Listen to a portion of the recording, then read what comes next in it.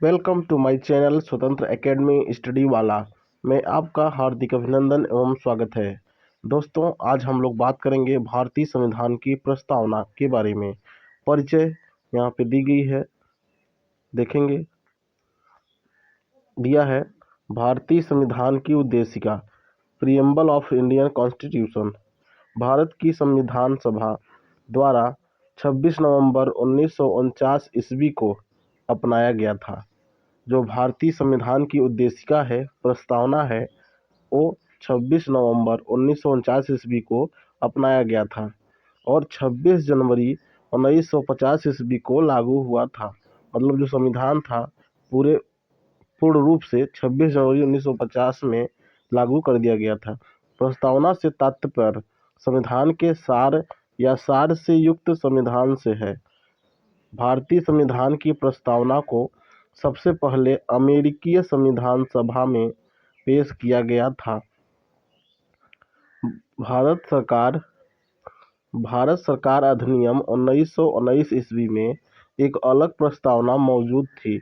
संविधान की प्रस्तावना preamble of constitution Pandit Jawaharlal Nehru द्वारा तैयार किया गया था। जो प्रस्तावना था संविधान का, वो पंडित जवाहरलाल नेहरू द्वारा प्रस्तुत किया गया था या तैयार किया गया था। उद्देश्य प्रस्ताव पर आधारित है, जिसे 22 जनवरी 1947 ईस्वी को संविधान सभा द्वारा अपनाया गया था। इसे भारतीय संविधान की आत्मा भी कहा जाता है। जो प्रस्तावना है, संविधान का उद्देशिका है, प्रीएम्बल है, उसको भारतीय संविधान की आत्मा भी कहा जाता है। तो दोस्तों, प्रस्तावना यानी प्रीएम्बल संविधान का एक अभिन्न अंग है और इसलिए इसमें संशोधन किया जा सकता है। प्रस्तावना में भी कई बार संशोधन किए गए हैं और किए भी जा सकते हैं। अब भारतीय संविधान की उद्देशिका प्रीएम्बल ऑफ इंडियन कॉन्स्टिट्यूशन हम लोग देखेंगे, हमारे स्क्रीन पर दिखाई दे रहा है। देखिए क्या है हमारे भारत का प्रस्तावना, संविधान की प्रस्तावना।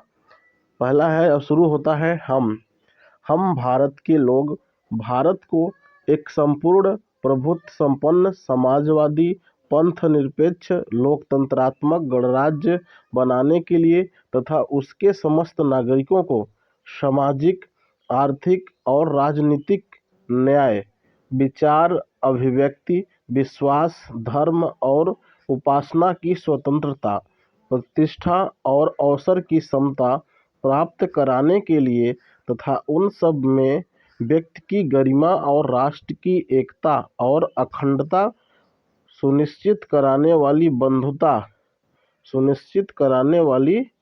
बंधुता बढ़ाने के लिए दृढ़ संकल्पित होकर अपनी संविधान सभा में आज तारीख 26 नवंबर 1949 ईस्वी मिति मार्गशीर्ष शुक्ल सप्तमी संवत 2006 विक्रमी को एतत् द्वारा इस संविधान को अंगीकृत, अधिनियमित और आत्मसमर्पित करते हैं।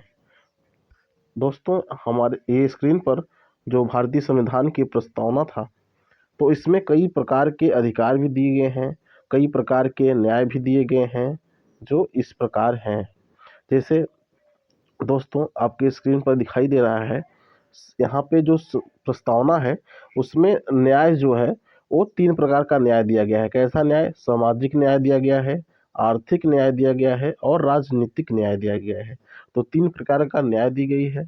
और जो स्वतंत्रता है वो कितनी प्रकार की है? एक विचार की स्वतंत्रता है, एक अभिव्यक्ति की स्वतंत्रता है, एक विश्वास की स्वतंत्रता है और धर्म की स्वतंत्रता है और उपासना की स्वतंत्रता है। ठीक है।